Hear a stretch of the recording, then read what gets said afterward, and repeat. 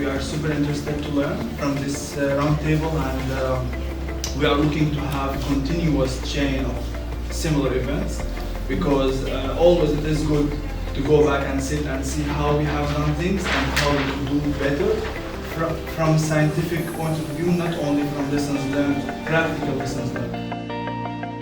A problem now appears, especially for when you implement food security, you need to be very protection mainstreaming in all the project, education sensitive, culture, health, and another sectors.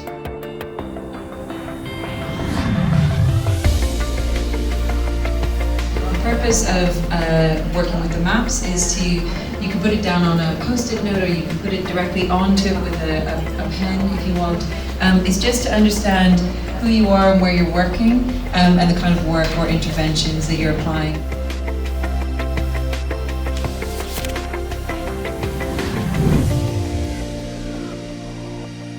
النقاشات اللي بدها تصير كتير مهم، ولفتة حلوة من الأكاديميين الموجودين هون، إنه يكونوا الأكاديميين السوريين جزء من القرار، وجزء من إنه يشكلوا استراتيجية بالقرار المتخذ في أي شيء بده يطبق على سوريا والسوريين.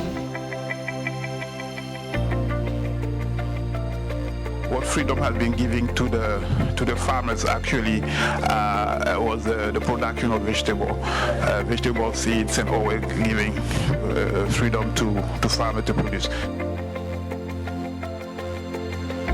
Security is definitely the main part. That's also why many of the people do not come back yet, even if the security situation inside the country has changed. This will be also very much a topic on the agenda of donors in the international community. Certainly from the academic perspective, one thing that is very clear is that the research has been driven by academic researchers does very little to involve Syrians in that research. And I find that, as an outsider, a very strange phenomenon. It seems to me that if you are doing research on Syrian communities both inside Syria and in exile, that the key individuals who should be involved are the Syrians themselves. My name is Charles Kleinerman. I'm working for Cara and attending the workshop organized by Cara.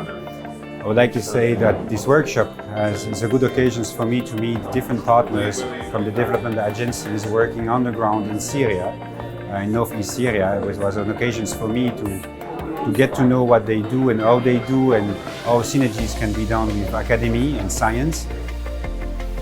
I'm Corinne Reid. I'm Professor of Psychological Therapies from the University of Edinburgh and also a Fellow of the Global Health Academy.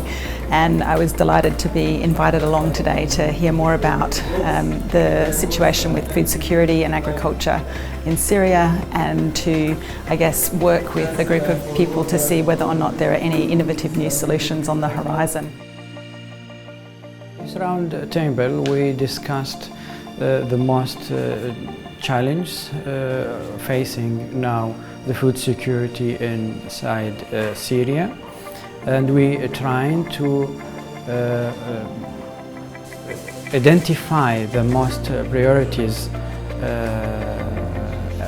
factors affecting the food security.